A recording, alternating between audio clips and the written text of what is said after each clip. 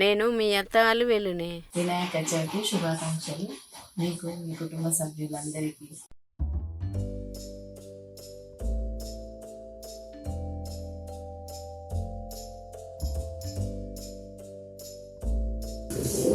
ఎల్లడాకుల మీద కుసిన పెట్టాలి కదా, గణపయ్యం బియ్యం పోస్తున్నా.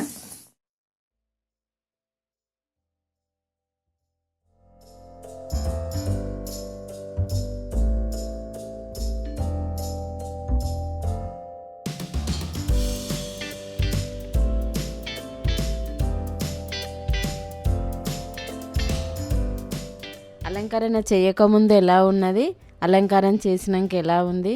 మా వినాయకుని దర్శనం చేసుకోండి. మీ విఘ్నాలు తొలగిపోవాలని, విజయాలు చేకూరాలని మనసుపూర్తిగా కోరుకుంటూ మీ అత్త అలివేలు. వినాయక చవితి శుభాకాంక్షలు.